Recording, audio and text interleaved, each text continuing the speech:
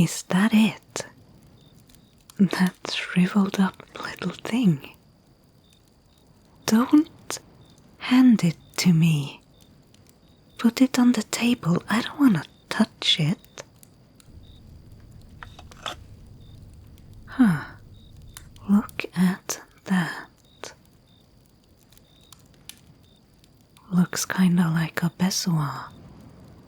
Or something organic at least. And old. Mummified. Dried up. And maybe burnt? And the elder man gave you this. Are you sure it's cursed? Or is that just what he thinks? The whole village believes it. Still, we can't just take their word for it. We need to test it somehow. Do you believe them? Most of them know nothing about real magic. What did they tell you? Who's Darren? He's the alderman's son. Oh, him. Yes, I have seen him around. I'm just not good with names. Awkward young man, right? Stumbling over his own feet half the time. Look, I don't feel very smart today. Dumb it down for me. What exactly did they tell you? Okay, so it's the object that's cursed, not a person. You're not sure? What do you mean? The object follows Darren around. So, whenever he tries to get rid of it, it always turns up again.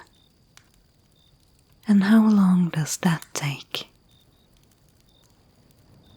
A day or two, you say? And what has he done to get rid of it exactly? He's thrown it in the river once and it came back? What else? Crushed it to powder and burnt it until there was nothing left.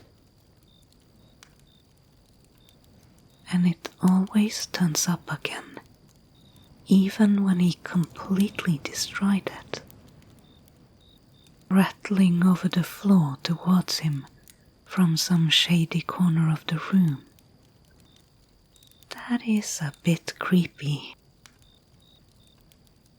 Wait, if he has burned it and crushed it, how does he know it's the same object? Maybe it's a new object, replacing the one he destroyed. Oh, so he can see the previous damage that was done to it. The object looked burned when it returned after he burned it and so on. I see.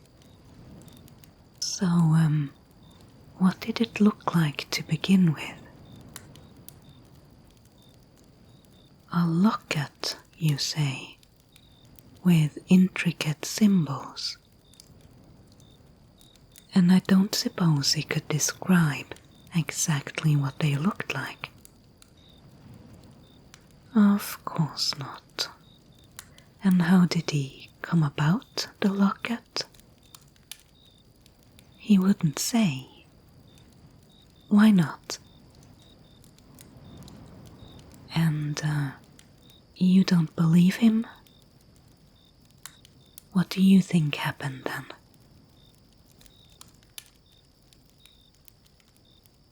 So, you think he held something back because his father was in the room when you spoke with him? And young Darren was, embarrassed somehow. He didn't want to spill the beans in front of his dad. Now I'm intrigued.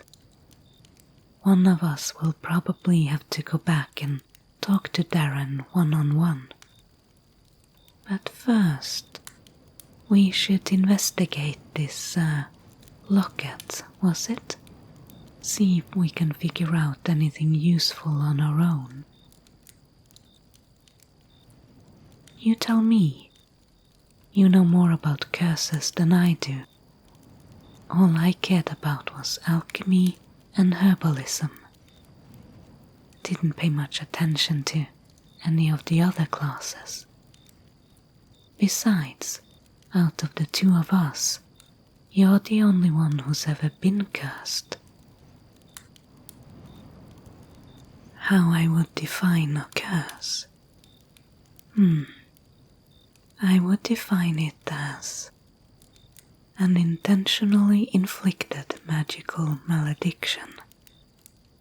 And it's usually, but not always, something personal and fueled by intense anger. What do you think? You don't agree? You know it's almost the exact definition from the Thorn Mother's grimoire, Curses of Growth and Decay.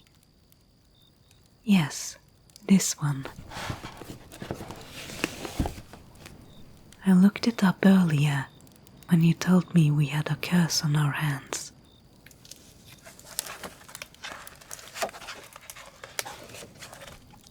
The first chapter is called Venom and Velvet, How to Curse Through Compliments.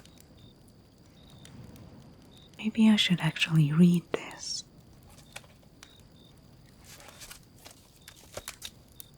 Did you know there's a forget-me-not curse? That's not with a K. It erases someone from history when they die.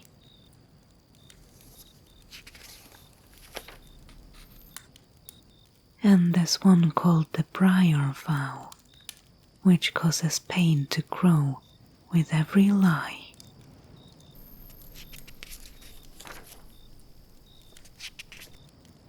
And another one called the Itch That Knows No Shame.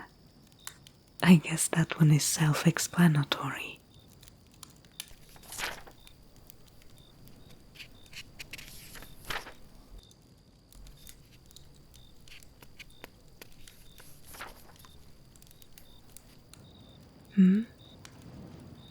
Yes, I think it's an interesting read. Well, I have a lot of grudges, you know. Oh, it's not all bad. There's also herbal curse countering rituals in here, using ash poppy and ghost nettle. We are alchemists. If the villagers expect us to help them with all sorts of magical melodies, we're best equipped to do so with potions and elixirs.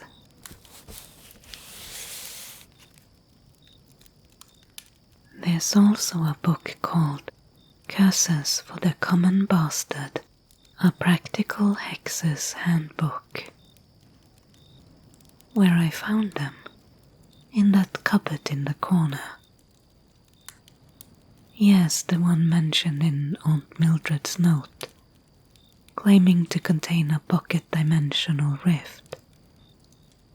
Either she got rid of it, or she left that note here just to disencourage anyone from opening it. Yes, I did obviously open it, eventually. And there was a bunch of books on curses in there, together with some unsavory-looking potions with no labels. I still don't know what they do. Yeah, that was all. Nothing else. And certainly no dimensional rift.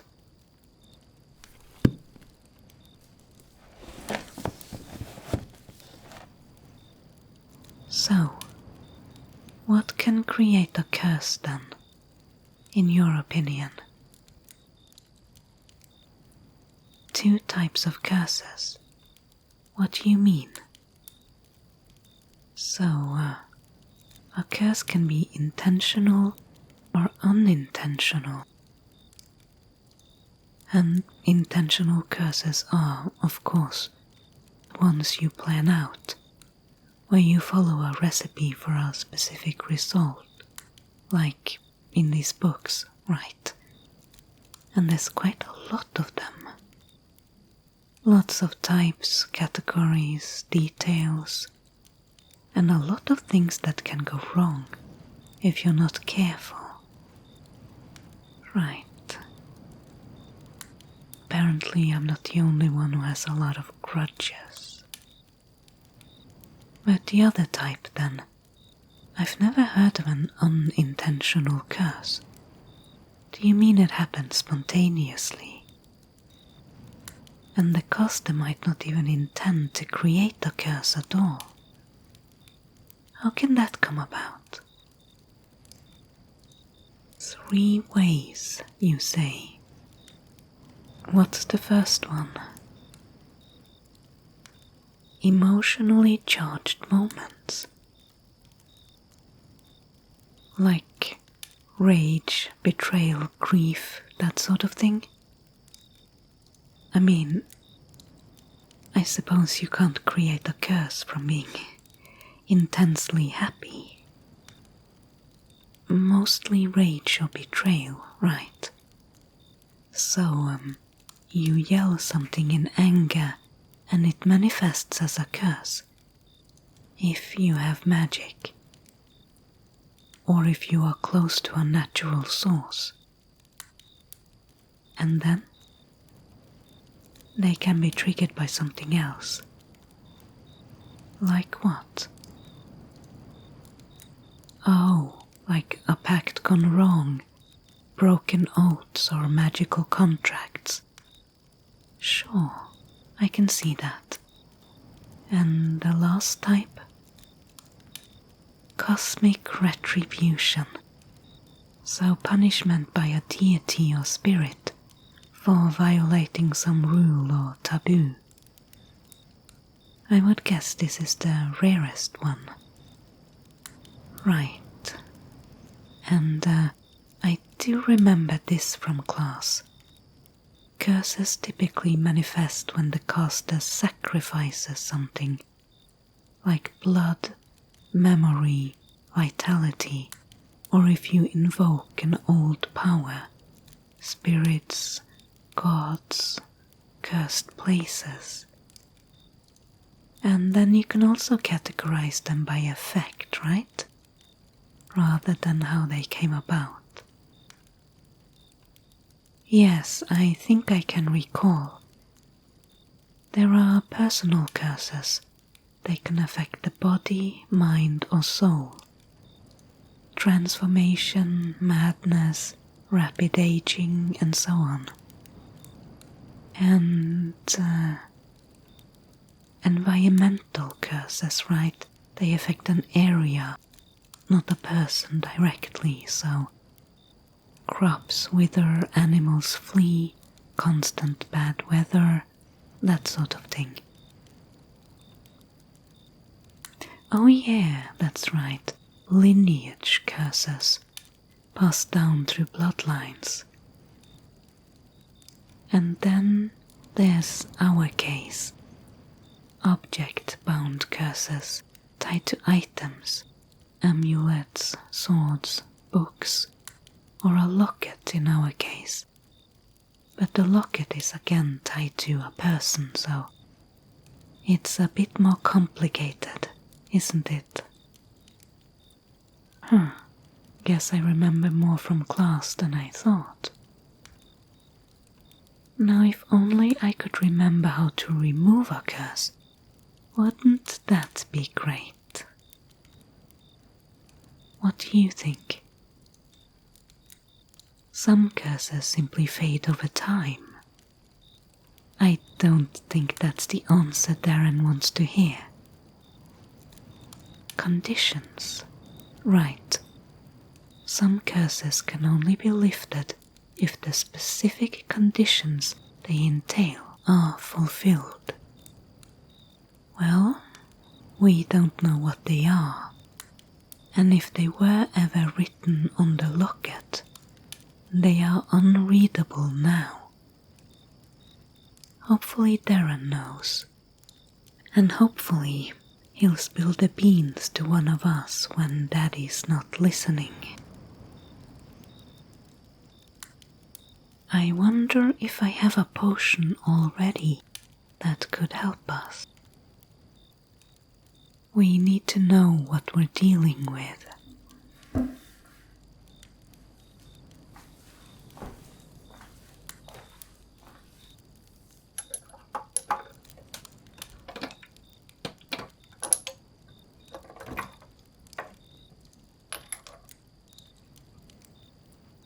This one might be worth trying.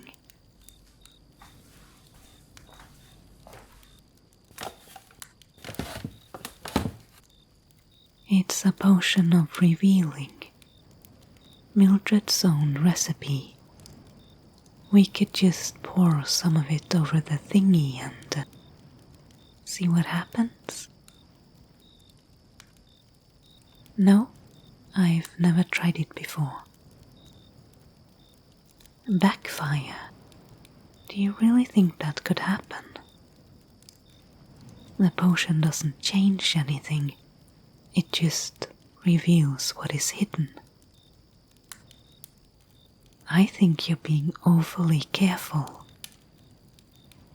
Squeamish? When was I being squeamish? Let's just try it. Just a few drops, okay? Okay.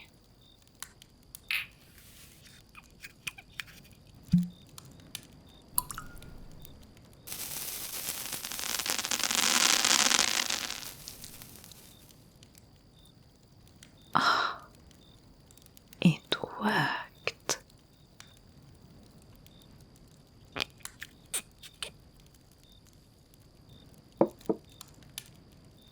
Look at that. It looks like new again. It's pure silver. Such an intricate pattern. Looks like filigree. Could you, turn it around for me? Oh, come on. You touched it before. Well, now who's being squeamish? Fine, I'll use another stick then. Or here's a fork. That will do. Where did it go? Oh, it's returned to Darren, haven't it? And it looks like new, so that should freak him out. Alright, one of us needs to go and talk to him. Maybe I should do it. Tomorrow. Because if you go, I have to man the shop. Do you really want my sarcastic mug to greet the customers when they walk through the door? Alright then. We'll discuss this again tomorrow, after dinner.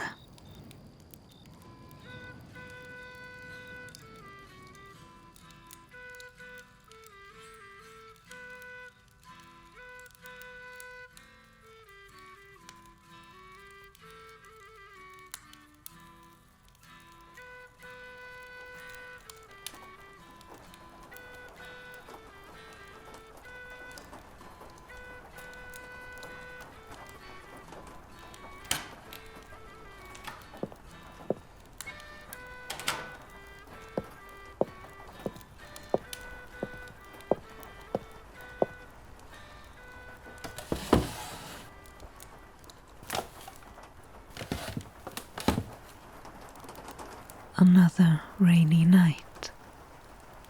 Autumn's not too far away. How's your day been?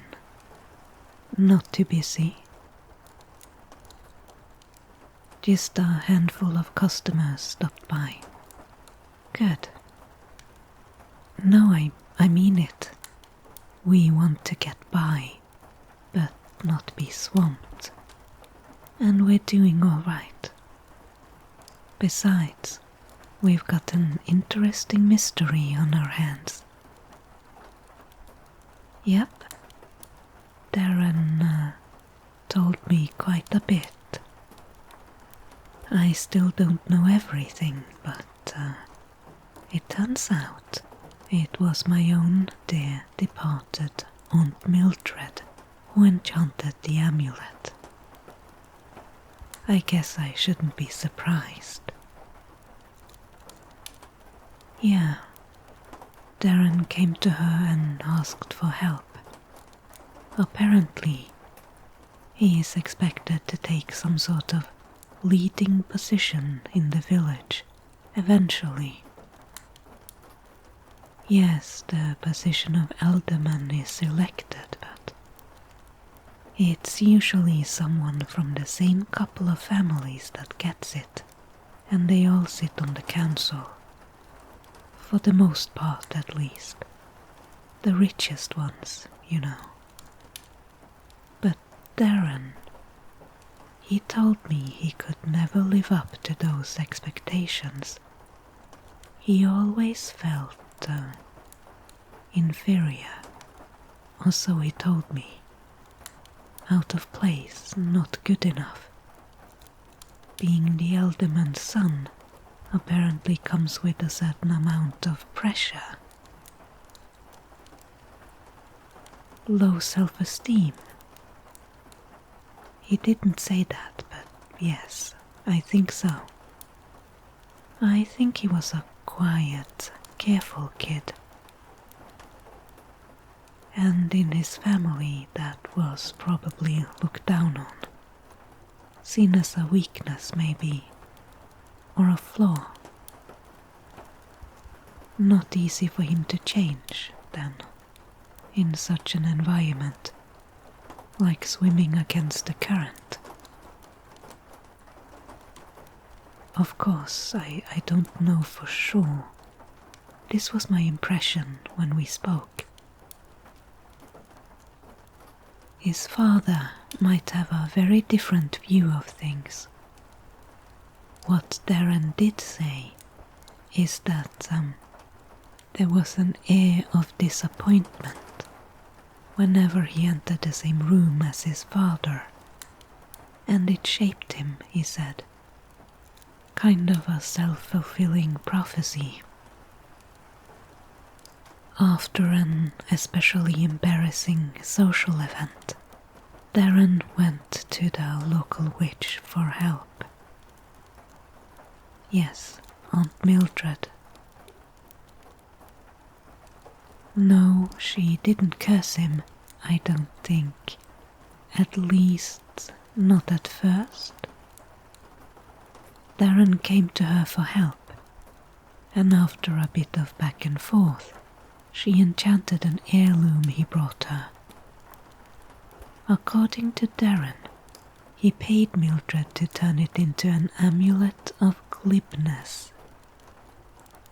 Yes, glibness. It does strike me as a strange sort of effect to add to anything. What glibness means?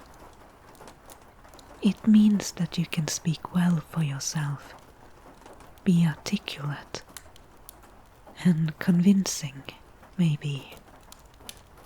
But doesn't it also imply a certain arrogance? A lack of depth or sincerity, and with no real wisdom or understanding. Yes, surface charm. That's a good description. Maybe that's what went wrong. Maybe Darren took his use of the amulet too far somehow. Well, that was my thought as well. Why not choose another magic effect? Why not just a confidence boost? But Mildred was an alchemist like us. What she could do to that locket was probably limited by whatever recipes she had been able to collect or develop herself. Maybe glibness was the one recipe she had that was closest to what Darren wanted. Or maybe he just wanted to be heard, listened to, taken seriously, after being pushed aside for so long. I did see a bit of myself in him, yes. I know it doesn't seem like it, but there are good reasons why I'm not a people person. Anyway, I want to help him. Let me look it up. I think there is a recipe. Probably in this one.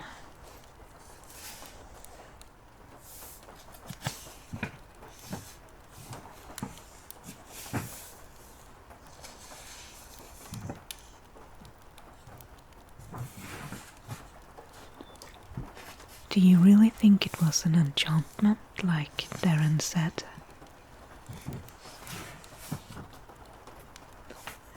I don't know much about enchantments. I didn't know Aunt Mildred could do that. But it was Darren who called it an enchantment. I'm thinking it was something else. She could have used something like a potion.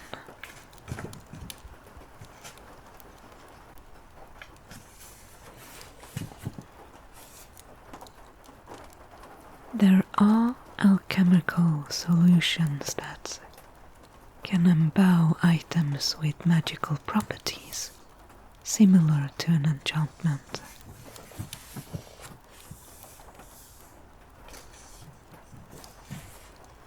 Ah, here it is. Amulet of Glibness. There is a recipe for an alchemical solution, yes. This is probably what she used then. It is a sort of potion, and the amulet or object is supposed to be immersed in it for a while. It is not complicated, but still, these are expensive ingredients. Willow root, well, that one's easy enough. But it also requires some melted silver.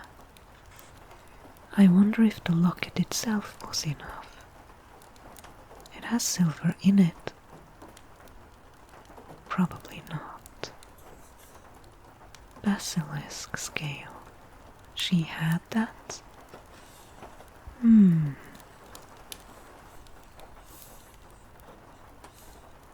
It's a long list. I would not be able to recreate this. I only have about half of the ingredients on hand. Maybe Aunt Mabel got the rest of them on her travels. It must have cost Darren quite a lot of money, don't you think? Well, it's a good thing we don't need to make an amulet of glibness. At the bottom of the page it says, "This potion will grant the drinker the ability to appear charming, witty, and convincing in conversation. The effect is temporary and will last no more than a day or two.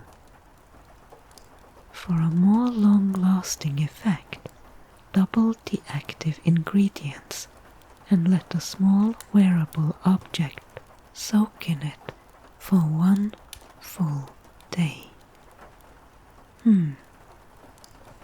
Doesn't say how long it will last then. Permanent?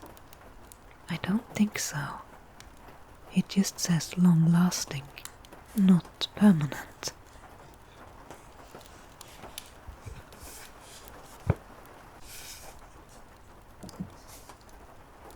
Darren told me it worked well in the beginning, but then the locket changed.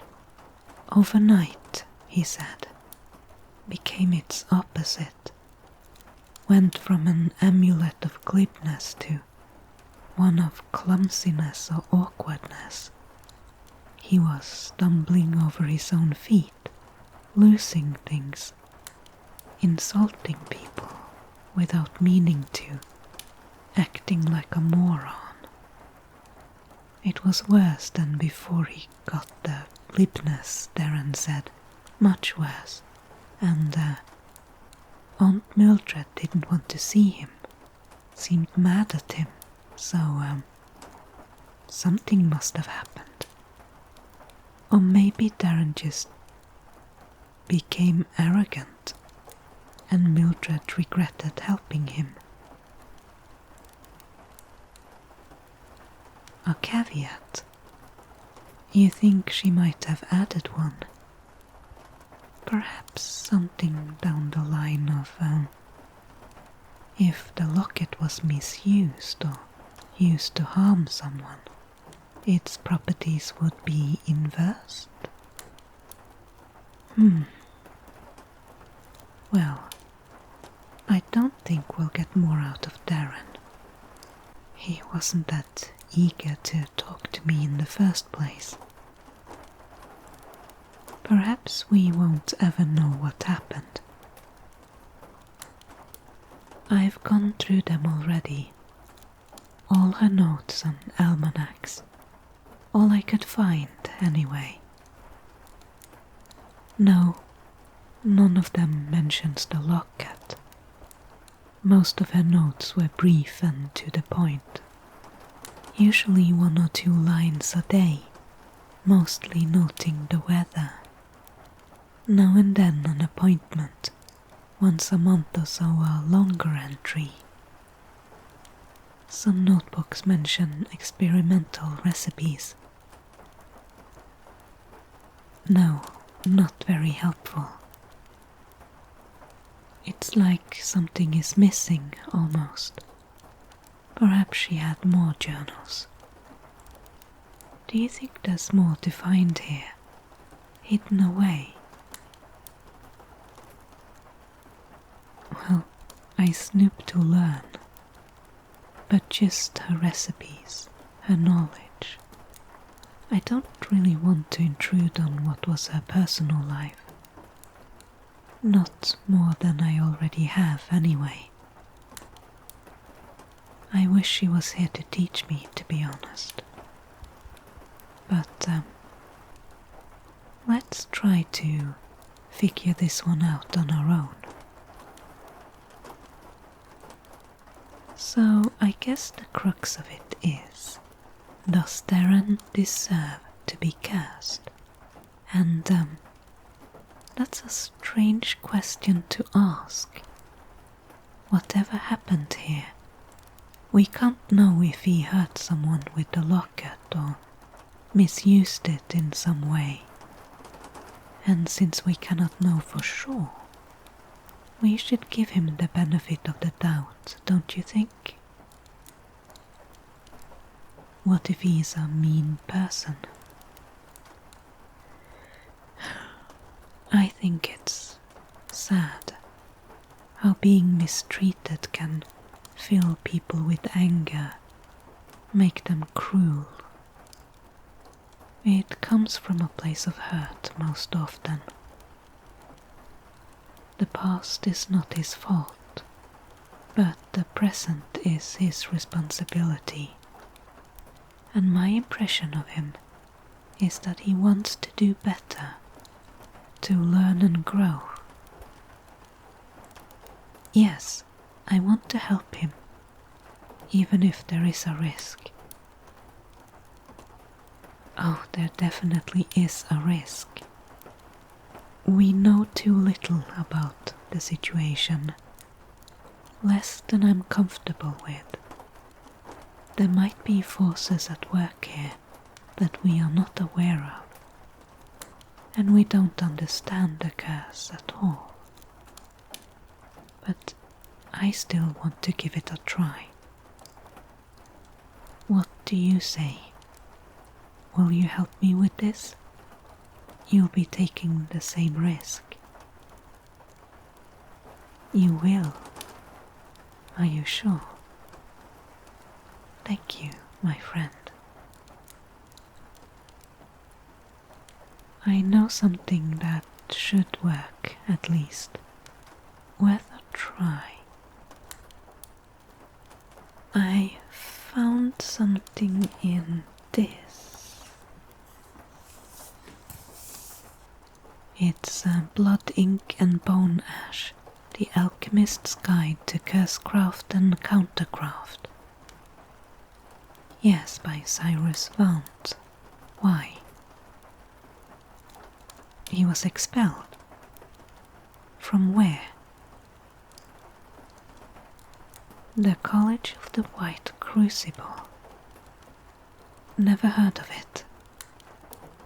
You do amass the strangest collection of trivia about spellcasters and alchemists, my friend. Anyway, there is a recipe here that looks like it's been used before. Look, someone spilled something here, and it smells like cinnamon and crumbles. Did Aunt Mildred read this while eating some sort of pastry?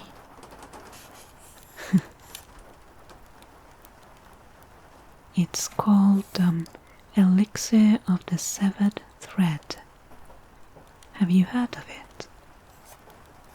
Supposed to break the bond between the object and the wearer in cases like this. The amulet. I think it would still be cursed, but not bound to anyone anymore. So we could just get rid of it, burn it, destroy it. I think this is the best way. It's not easy to remove a curse when you know so little about it. We don't really know why it was created or how. To break the bond, we need ashen bellflower petals, charred root of ever-binding ivy, a drop of blood from the person bonded to the object. Did you get that earlier? You did.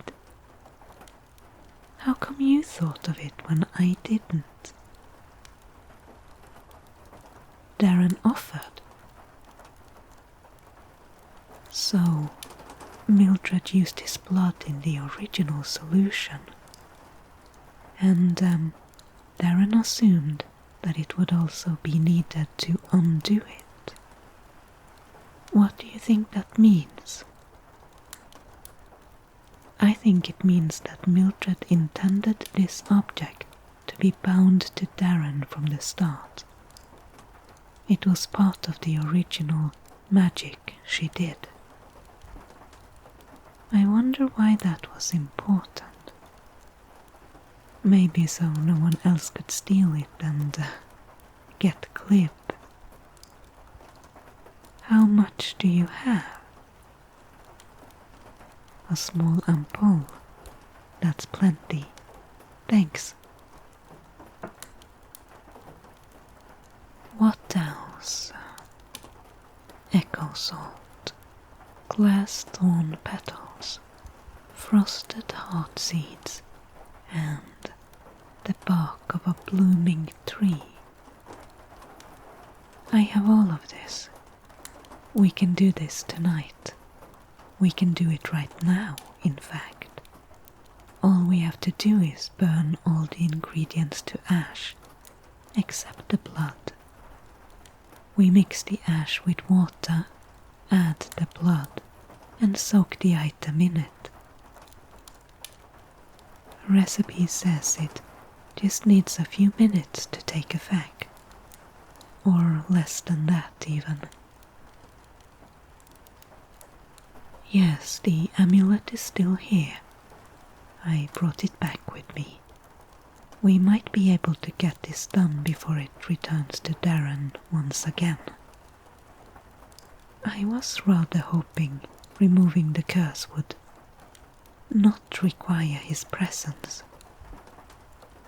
I don't like brewing or performing magic in front of others. You know that. Makes me far too self-conscious. I'll prepare everything and burn the ingredients. There's a good fire on the hearth already. Give me half an hour.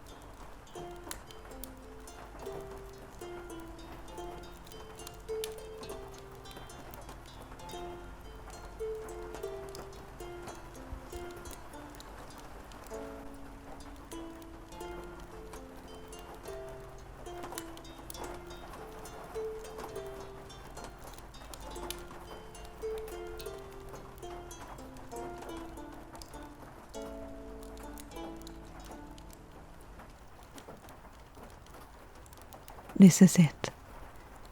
Yes, I added the blood. You've got the amulet still? Good. Just plop it in then. Yes, that's all there is to it. No rhyme, no spell. The elixir is enough according to the recipe.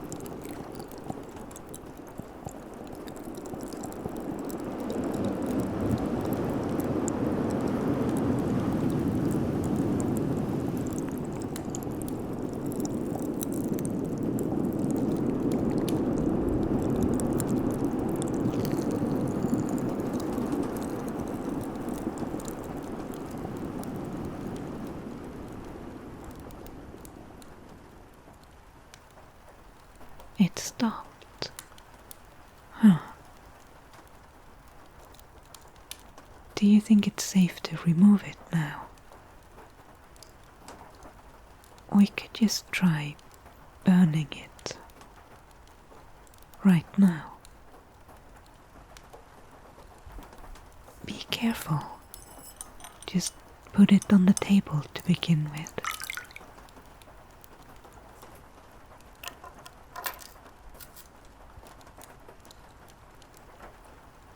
It doesn't feel any different.